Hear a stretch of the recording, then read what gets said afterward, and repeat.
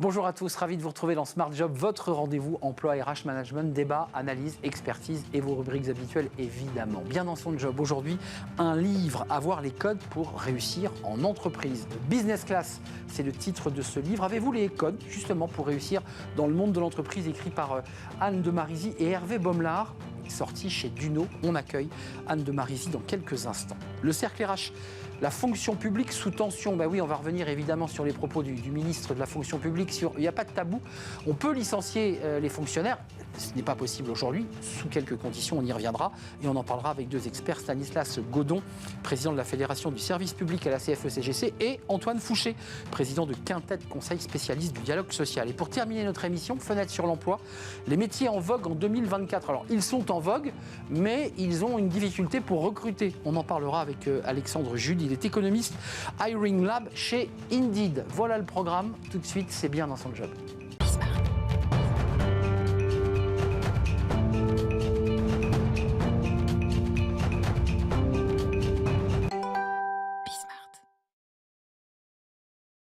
Bien dans son job, on parle d'un sujet alors, qui est transversal à plein de sujets. La façon d'être, est-ce que je suis bien dans mon entreprise? Est-ce que j'ai les bons codes?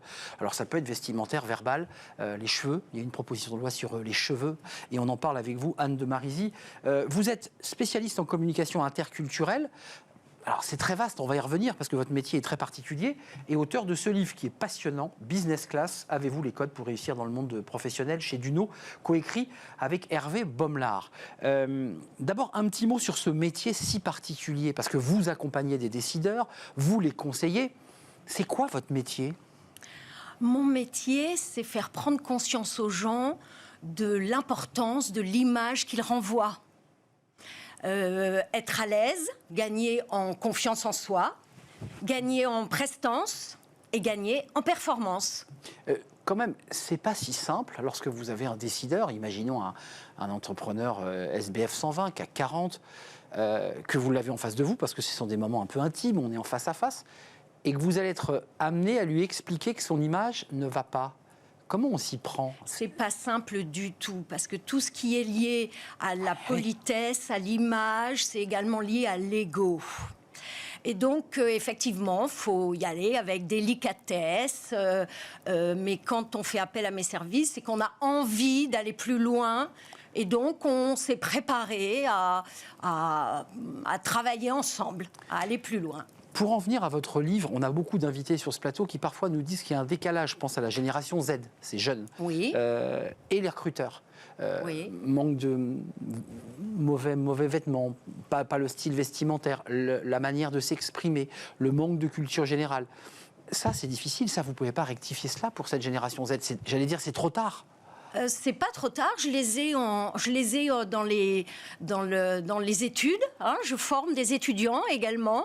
Il y a certaines écoles de l'enseignement supérieur qui font déjà appel à mes services parce qu'elles se sont rendues compte que dans les alternances, dans les stages, les jeunes avaient du mal, ne connaissaient pas les codes de l'entreprise. Ils ont été en télétravail pendant toutes leurs études, ils n'ont pas eu d'expérience vraiment en entreprise et donc ils ont besoin d'apprendre les codes et de... Voilà, mais non, c'est pas trop tard. Les codes pour entrer en entreprise, c'est d'abord quand même, il faut le préciser, un petit peu s'intéresser à l'entreprise dans laquelle on va entrer. Enfin, on ne rentre pas dans un château comme quand on rentre dans une cabane en bois. Enfin, il y a ce rapport-là, on s'adapte aussi. Bien sûr. Le propre de la politesse, du savoir-être, c'est de s'adapter à son environnement, de s'adapter aux personnes que l'on rencontre. C'est une sorte de prévenance. La politesse, le savoir-être, c'est être capable d'observer et de voir comment réagir, quels sont les codes dans tel environnement, dans tel groupe, dans telle entreprise. Ça vous a fait sourire ou ça vous a attristé cette proposition de loi sur les discriminations liées aux coupes de cheveux, aux cheveux? C'est un sujet pour vous? C'est un sujet. Les étudiants, par exemple, me demandent « Mais madame, est-ce qu'on peut aller en entretien avec les cheveux détachés? Est-ce qu'il faut se lisser les cheveux ?» Qu'est-ce que vous leur répondez d'ailleurs à ces étudiants? Qu'est-ce que je leur réponds sur ces sujets-là, parce que c'est très concret. Mais je leur réponds déjà qu'il faut être bien dans sa peau pour aller en entretien, comme pour travailler, il faut être bien dans ses baskets. Donc, il faut être bien soi-même, mais il faut aussi se conformer à l'entreprise dans laquelle on va travailler. Donc, si c'est une entreprise du domaine de la banque, eh bien, on va opter pour des choses plus classiques, une apparence plus classique, peut-être plus stricte. Et puis, dans la pub ou dans d'autres domaines, on va se permettre plus de liberté. Donc, les cheveux, c'est la même chose. On va s'adapter. Si c'est un peu strict, on va peut-être les attacher ce jour-là. Et puis, si c'est plus décontracté, on va peut-être en profiter pour laisser sortir les boucles. Avant de nous quitter, on démarrait notre entretien sur parfois la difficulté que vous pouviez avoir à dire les choses, parce qu'on touche à l'intimité, on touche à l'être et on touche à l'ego. Quelle joie ça procure quand vous voyez que quelqu'un, un patron, un grand patron, est en train d'éclore, de se transformer? La joie est immense, évidemment. Moi, je fais ce métier pour ça, parce que j'ai envie de voir les gens rayonner, j'ai envie de voir les gens briller. Et effectivement, comme un poussin qui éclot, alors certains n'aimeraient pas qu'on les fasse passer pour des poussins, qu'on les prenne pour des poussins, mais c'est ça, comme une fleur qui s'épanouit. Exactement. Lisez ce livre, et puis à la fin du livre, ça s'était travaillé, je crois, par Hervé Baumelard, il y a aussi une sorte de tour du monde du savoir-vivre et savoir-être en entreprise, au Japon notamment, ne pas toucher le corps et le salut qui ne se fait pas par la poignée de main, mais par une sorte de révérence très intéressant. Les différents codes à travers le monde. Et la Chine et d'autres pays où l'horaire n'est pas toujours aussi strict que dans certains autres pays. Merci Anne de Marisy de nous avoir accompagnés, spécialiste en communication interculturelle et puis sur le savoir-être en entreprise. Ça peut aider les étudiants, ceux qui cherchent un emploi et puis les dirigeants aussi. Également. Livre écrit chez Duno, ne jamais oublier l'éditeur. On tourne une page et on s'intéresse au cercle RH et nos invités pour parler de la fonction publique. Oui, de la fonction publique, ça ne se passe pas très bien depuis que le ministre, évidemment, a évoqué la possibilité de licencier les fonctionnaires. On en parle avec nos invités, c'est juste après.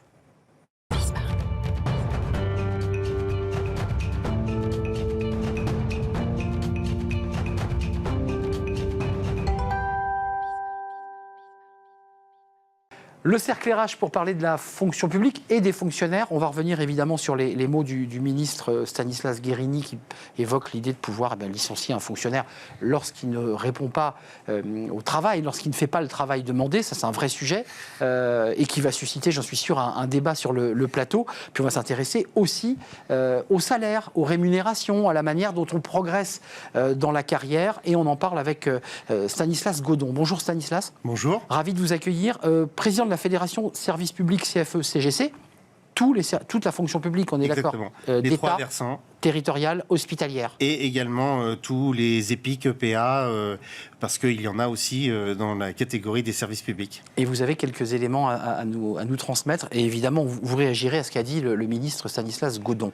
Antoine Fouché, ravi de vous accueillir, président de Quintet Conseil. Alors, vous êtes aussi un fin connaisseur du dialogue social et de ces sujets, parce que vous avez accompagné la ministre du Travail pendant un certain temps. D'abord, un petit mot, Stanislas Godon, est-ce que vous faites partie, je dirais, comme dans un élan commun, est-ce que vous êtes vent debout sur les propos prononcés par Stanislas Guerini, puisque c'est dans le cadre d'un pré-projet de loi où il évoque l'idée qu'il n'y aurait pas de tabou et qu'on pourrait tout à fait licencier les fonctionnaires lorsqu'ils ne font pas leur travail, parce que le licenciement est possible déjà dans les textes. Ça existe déjà. Exactement. Alors effectivement, on est vent debout, pour pas dire très très en colère, parce que nous, on se préparait à travailler sur un projet de loi fonction publique pour améliorer les conditions de vie et de travail, rémunération des agents publics. Et en fait, les annonces qui se sont faites dans la presse, sans que aucune virgule, aucun mot ne soit communiqué aux organisations syndicales, c'était la fin du tabou de l'emploi à vie, voilà, et de dire que le licenciement pour insuffisance professionnelle serait l'alpha et oméga de demain. Comprenez ça, c'est s'inscrire dans la trajectoire des finances publiques et faire des économies. Vous, c'est les 10 milliards. Vous dites derrière, c'est les 10 milliards, c'est les économies. C'est ça, puisque 10, on vient nous annoncer 10 de plus et on vient nous annoncer 20 20 pour 2025. Donc ça fait 40 déjà. Donc autant vous dire que nous, on ne comprend pas trop ce qui se passe, si ce n'est qu'il y a des très mauvais signaux. Et ce matin, j'ai fait une déclaration au Conseil commun de la fonction publique. J'ai dit que M. Guérini avait la médaille d'or à moins de 100 jours des Jeux Olympiques sur les mauvais signaux pour les agents publics. Parce qu'aujourd'hui, le licenciement pour insuffisance professionnelle existe déjà dans le Code général de la fonction publique. On n'a pas de chiffres, pour être honnête. J'ai essayé de regarder. Non mais si, 13. 13. Alors, 13. Alors, Bon, ok. voilà. Ce qui a été relayé dans les médias, c'est de dire c'est quand même pas normal qu'il n'y en ait que 13. Non mais pardon, on fait quoi? On fait la course à l'échalote pour virer les agents publics? C'est quoi l'histoire? On est là pour affaiblir le service public. En plus, je rappelle qu'il n'y a pas que l'insuffisance professionnelle, il y a aussi toute la partie disciplinaire. C'est vrai. Et quand on nous parle de gradation de l'insuffisance professionnelle, ça veut dire quoi? On est un peu insuffisant, un moyen insuffisant, très insuffisant. Débat d'évaluation. Voilà. Antoine Fouché, quand même un mot sur ce mot fonctionnaire, parce qu'il est très abrasif. Et on met tout, c'est comme le mot journaliste. Il y a autant de types de journalistes qu'il y a de fonctionnaires. Fonctionnaires territoriaux, fonctionnaires hospitaliers, fonctionnaires d'État. On nous dit d'un côté qu'il faut plus de personnel hospitalier, puis en même temps, les Français voudraient bien qu'on réduise le mammouth. Est-ce qu'il n'y a pas comme ça une sorte de schizophrénie, un peu de complexité dans le cerveau des Français? Parce qu'on veut plus de services publics avec moins de fonctionnaires. Est-ce que je résume bien le sujet? Oui, en partie, mais après, je pense qu'aussi c'est parce qu'on ne se donne pas les moyens souvent de poser à plat le débat et de parler précisément des choses, parce que le nombre de fonctionnaires a augmenté, mais c'est vrai, mais enfin aussi je prends sur longue période, c'est-à-dire sur 40 ans, mais c'est pas du tout les dépenses de l'État et pas du tout les dépenses de personnel qui sont responsables de l'augmentation de la dette, c'est des dépenses sociales qui ont augmenté de 5 points de PIB sur cette période-là, donc ça n'a rien à voir avec le traitement des fonctionnaires. Donc de toute façon, même si on licencie beaucoup de fonctionnaires, on ne ferait pas d'économie substantielle, donc ce n'est pas un sujet d'économie. Et puis après, c'est la question du statut de la fonction publique, c'est plus celle, et c'est aussi ça quand même que le ministre a évoqué, c'est celui de la rigidité de ce statut qui fait que de moins en moins, et ça les chiffres le montrent aussi, on arrive à attirer les talents et on arrive à gérer les carrières, et ça crée de la frustration chez les fonctionnaires, parce que en fait, dans une boîte, les talents, vous pouvez les promouvoir, vous pouvez donner du temps aux personnes pour respirer, vous pouvez permettre d'aller explorer des nouveaux sujets, des nouveaux métiers, vous tromper, revenir. C'est beaucoup plus compliqué dans la fonction publique, et tout le monde en souffre. L'efficacité des services publics, l'épanouissement des agents, et me semble-t-il, moi je connais moins bien le sujet que vous, mais je pense que c'est vraiment ça le cœur du projet de loi, et c'est ça qui va être discuté, et c'est ça qui est le vrai sujet. Stanislas Godon, l'augmentation des salaires, on va y venir, il y a eu 3,5 et 1,5, vous dites que ce n'est pas suffisant, mais sur la question de l'attractivité, 2 600 € en moyenne, si j'ai bien lu, ça c'est pour la fonction publique d'État. On descend beaucoup plus bas sur la territoriale, en catégorie... les catégories C notamment, c'est les moins... 2 000 €. Oui. Le retour du sens de la fonction publique, ça passe par quoi? Par le salaire, par une meilleure gestion des carrières et du RH, puisque c'est une émission RH. On nous dit qu'il n'y a pas de RH, il n'y a pas de gestion de carrière. Vous êtes d'accord? Ah, bien sûr. Et d'ailleurs, tout le monde est la d'accord. proposition On est tous qu'on a faite d'accord. auprès du ministre. On a dit, mettez enfin au point une vraie RH fonction publique, avec notamment ce qu'on appelle une GPEC, c'est-à-dire un prévisionnel des effectifs et des compétences, pour savoir où est-ce que l'on va, les départs à la retraite, la démographie, l'âge moyen des agents publics. Et pour répondre à ce qui a été dit précédemment, l'attractivité. Mais pardon, mais nous on a été mis au pain sec et à l'eau pendant des années. La valeur du point d'indice, juste un comparatif. Le SMIC, il a augmenté de plus de 60% en 20 ans. Le point d'indice a évolué de 13%. Donc à chaque fois, on fait la course au SMIC, seuil minimum de traitement, on tasse les grilles, et ce qui fait que même les catégories A aujourd'hui se retrouvent parfois en confusion avec les catégories B. C'est vous dire si quand même la partie rémunération qui évidemment est un des volets très importants de l'attractivité, la rémunération. Nous, on a subi de plein fouet l'inflation, et quand l'inflation était quasiment à 7, on nous a dit 3,5. Pardon, mais le décalage, quoi. Là aussi, encore mauvais signaux vis-à-vis des agents publics. Mais concrètement, cette question du salaire, là, vous revendiquez combien en augmentation? Parce que là, il y a un débat, quand même, de nouveau qui est posé. Il y a eu une manifestation en mars, revalorisation des salaires. Est-ce que c'est audible chez les Français, ça, quand on voit les fonctionnaires redescendre dans la rue et dire... Parce que l'enjeu, c'était sécurité de l'emploi versus salaire plus faible, mais sécurité de l'emploi. C'était ça. On vendait le package comme ça. Aujourd'hui, c'est plus compliqué. Alors, nous, on ne s'inscrit pas du tout dans l'histoire de la rémunération au mérite. Encore un truc qui est sorti du chapeau, là, qui veut absolument rien Vous n'y dire. croyez pas? Non, nous, on dit, on va prôner l'ascenseur social. C'est l'ADN, notamment de la CFE-CGC. Si on a des agents méritants, eh ben, on fait des passerelles de promotion, soit de grade, soit de catégorie, on peut aller jusque-là, et également de la mobilité promotionnelle, pardon. C'est-à-dire que vous avez, par exemple, des situations et des secteurs géographiques qui sont en tension, et ben là, vous proposez à ces agents, moyennant une bonification indiciaire, une évolution de carrière, d'aller dans ces endroits pour apporter leurs compétences. Parce qu'il faut arrêter de faire les procès d'intention. Ben oui, bien sûr. Bah oui. Il faut arrêter de faire les procès d'intention vis-à-vis des agents publics. J'apprécie que vous ayez dit qu'on n'est pas responsable quand même des 3200 milliards de dettes. Voilà. Et je rappelle aussi que dans le cadre de la réforme des retraites, si on avait été augmenté en temps et en heure, eh ben, les cotisations seraient aussi rentrées dans les caisses de l'État. C'est vrai. Mais excusez-moi de revenir sur mon sujet, puisque le discours très médiatique du ministre, évidemment, a fait mouche, parce que ça a créé un débat, une polémique, et on en parle encore sur ce plateau. Mais est-ce qu'il n'est pas en train de nous dire, bon, écoutez, essayons d'utiliser ces collaborateurs de la fonction publique un peu comme des salariés du privé, c'est-à-dire les motiver, et se donner le droit, pour ceux qui ne sont pas à leur place, de s'en séparer. 13 sur la globalité de l'effectif, reconnaissons que ça reste quand même très faible si on les compare au départ dans le privé. Qu'est-ce que vous en pensez ? Je pense que si on veut faire avancer le statut de la fonction publique, et on en a besoin et pour les agents, et pour la France, et pour l'efficacité du service public, il ne faut pas passer trop de temps sur la polémique. Et vraiment, je pense, et le sujet, c'est celui que vous avez posé juste avant, c'est comment est-ce que... Il y a une aspiration de tous les travailleurs, quel que soit leur statut aujourd'hui, à la mobilité, la liberté, le test, la possibilité de faire différentes carrières, de changer d'endroit de travail, de changer de service, de changer même de métier. C'est totalement incompatible avec le statut de la fonction publique, ça.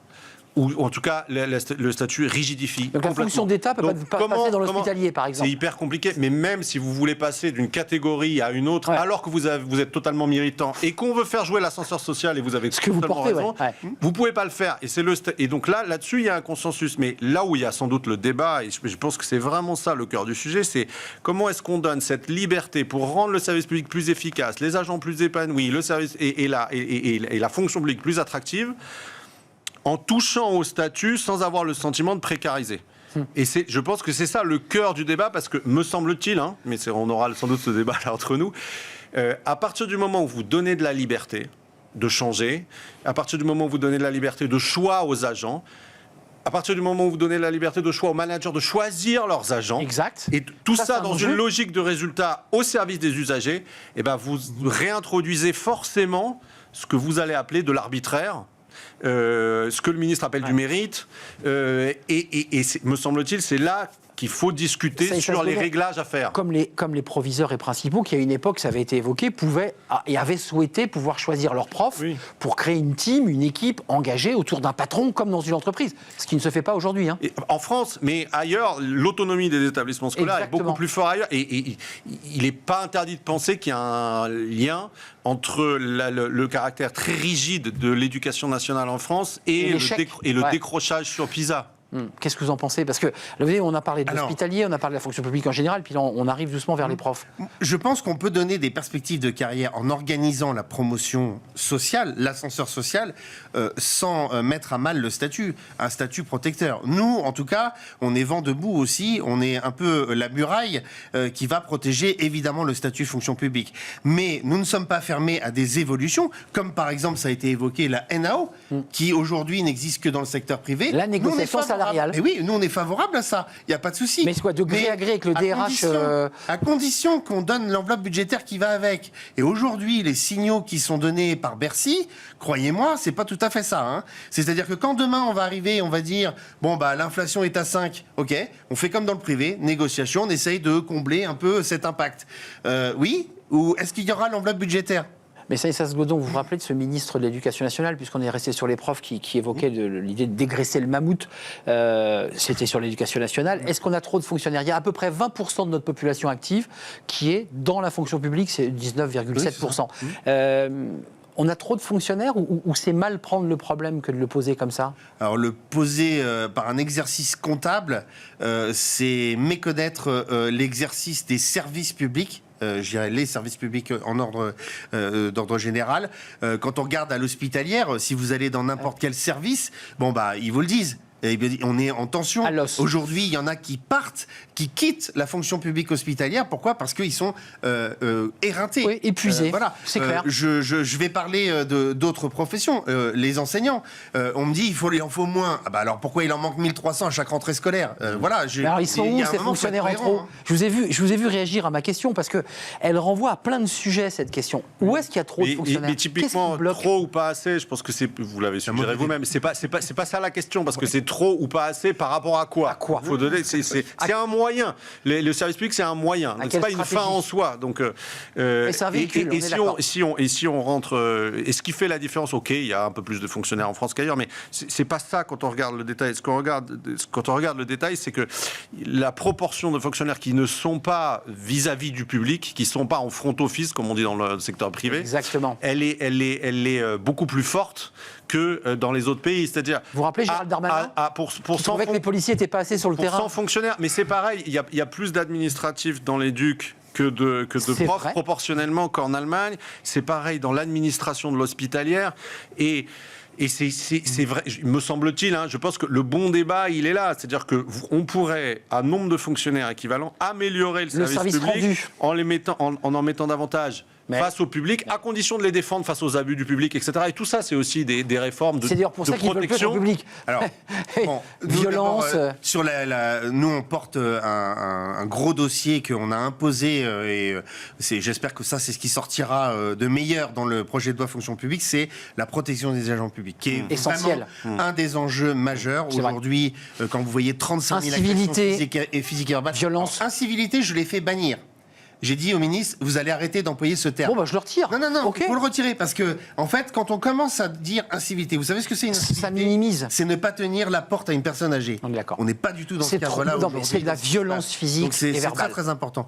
Après, sur l'histoire de dégraisser, c'est-à-dire en fait faire du remplacement, de mettre des administratifs derrière des agents publics. Attention, parce qu'il y a aussi une expertise. Parce que nous, on a constaté quand même dans beaucoup de services qu'il y a eu une transition qui s'est faite. Effectivement, dans la police, ça s'est fait. Il y a des agents qui sont retournés sur le terrain. Ils ont été remplacés par des administratifs dans les bureaux. Mais l'expertise, notamment de ce qui se fait dans la spécificité du métier, il faut aussi qu'elle soit comprise de l'intérieur. Et ça, c'est important de ne pas perdre de vue cette partie-là. De plus en plus de fonctionnaires dévoués et engagés, parce qu'il y a beaucoup de gens qui croient en leur travail à l'administration, se retirent du public et préfèrent aller en backup pour les raisons que vous évoquez, c'est-à-dire qu'ils ne veulent plus être au frontal. On voit aujourd'hui des professeurs démissionnaires qui disent « je veux plus avoir une classe devant moi, je veux être au CDI ». Enfin, je veux dire, c'est une réalité. Mais c'est là où c'est super dur, je trouve, comme réforme, très honnêtement, parce que, et pour tout le monde, pour le ministre comme pour les organisations syndicales, c'est qu'il faut faire deux choses qui, pour l'opinion publique, peuvent sembler contradictoires. C'est-à-dire à la fois réorganiser les services publics pour les usagers, c'est les horaires, c'est le service, c'est la capacité, c'est la réactivité, c'est le droit à l'erreur, c'est ça. Et aller encore plus dans ce sens-là pour donner redonner la noblesse du mot service public, le service au public, et en même temps, pardon de le dire comme ça, et en même temps défendre bec et ongle les fonctionnaires contre la petite partie du public qui abuse. Et donc donner aussi le sentiment faut tenir les deux bouts. Qui abuse, c'est-à-dire qui agresse. Et pour tenir les deux bouts, c'est deux messages qui peuvent apparaître contradictoires parce qu'à la fois, c'est les fonctionnaires contre les usagers et en même temps les usagers, enfin les fonctionnaires pour les usagers. Mais il faut tenir les deux bouts. Alors après, un mot. Ouais, juste un mot. Pour avoir un service public qui soit efficient et qui rende de qualité, de qualité, exactement. Il faut aussi faire de l'investissement sur quoi ? Sur les conditions de travail, c'est-à-dire les logiciels, avoir des ordinateurs dignes de ce nom, du réseau Internet, avoir de la formation continue tout au long de la carrière, parce qu'on parle beaucoup de la formation initiale, mais aujourd'hui, dans beaucoup de services, vous n'avez pas la possibilité de faire de la formation continue. Pourquoi ? Parce qu'on vous dit non, il faut que tu sois au guichet, non, il faut que tu sois sur la voie publique, impossible de quitter le poste. Non, il faut que tu interviennes sur les feux incendies. Bon, c'est impossible. Alors, essayons de calibrer. C'est pour ça que quand on dit moins de fonctionnaires, c'est moins de formation. Vous voyez ce que je veux dire ? Donc, il faut en mettre plus Pourquoi? Non. Pour permettre Non. la formation continue. Non, vous n'aurez pas le mot de la fin, Antoine Fouché. Je sais que vous le désirez, mais c'est Stanislas Godon qui a clos ce débat parce que ce débat est C'était pour aller passionnant. dans le même sens. Et donc, ça tombe Alors, très tout bien. va bien. Et alors, tout va bien. Il n'y a plus de débat. Merci à vous deux. Stanislas Godon, président de la Fédération Service Public CFE-CGC, avec une négo là qui est en cours parce qu'il y a un projet de loi sur la table. Donc, vous êtes en première ligne. Hein, Là, sur ce pour sujet. l'instant, c'est un peu compliqué. Le dialogue social est un peu rompu. Et merci Antoine Fouché, président de Quintet Conseil. Nous sommes très en retard. On me tire les oreilles tout de suite. C'est Fenêtre sur l'emploi et j'accueille mon invité.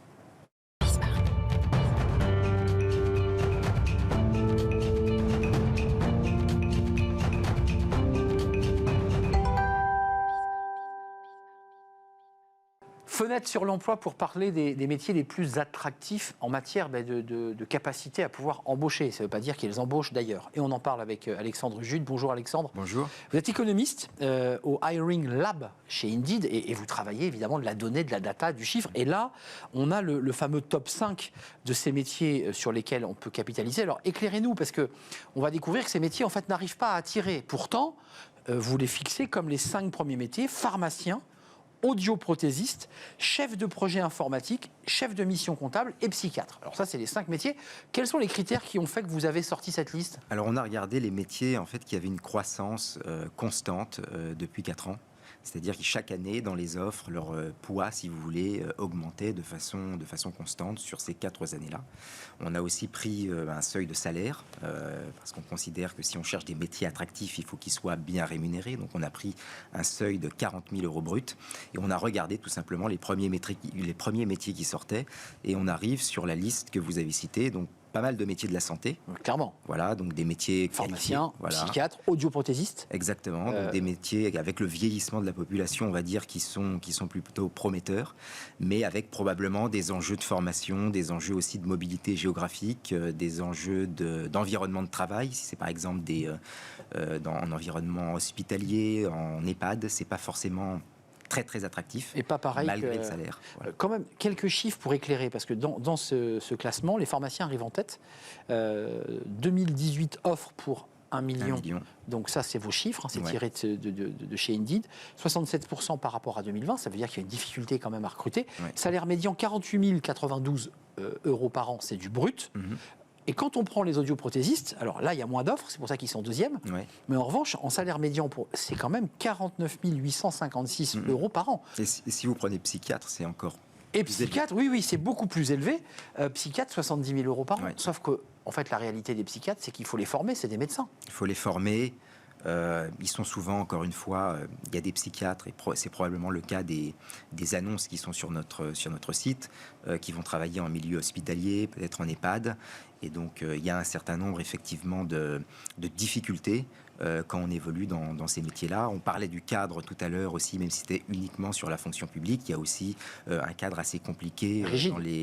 rigide, dans les professions de santé, même si vous êtes dans le privé. Vous êtes venu sur ce plateau aussi, d'abord, pour nous éclairer sur ce classement que vous avez constitué avec vos datas, vos données, on voit bien.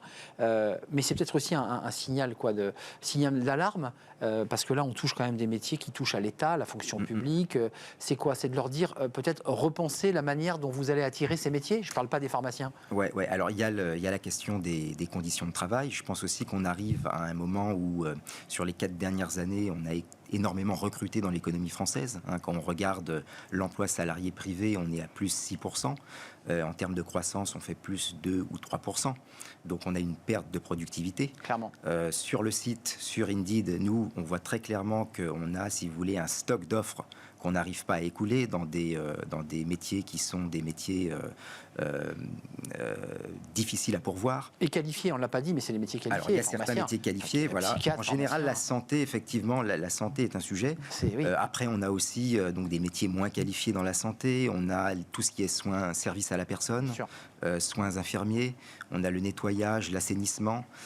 Donc, on a effectivement un stock assez important de métiers qui restent là, sur le site ou sur Internet, donc qu'on indexe et qu'on voit, on va dire, perdurer sur le marché. Et on l'a oublié, mais on n'a plus le temps, le chef de mission comptable, parce qu'on a toujours, évidemment, dans les entreprises, besoin de comptables et de chefs de mission, de ceux qui pilotent, évidemment, la compta. Malgré l'arrivée de ChatGPT, ce n'est pas le sujet du jour, mais en tout cas, il y a encore là, aujourd'hui, avec un salaire médian à 43 369 €. Merci, Alexandre Jud, d'être venu nous expliquer et nous apporter ces données tirées directement d'Indeed, évidemment, de toutes ces offres d'emploi. Merci de nous avoir rendu visite, c'est un vrai plaisir. L'émission est terminée. Merci à vous, merci de l'avoir suivi, ce fut un plaisir. Merci à toute l'équipe, merci à notre réalisatrice Alice Pitavi, merci à Thibaut au son et merci à Nicolas Juchat et l'équipe de programmation. Je vous dis à très très bientôt. Bye bye.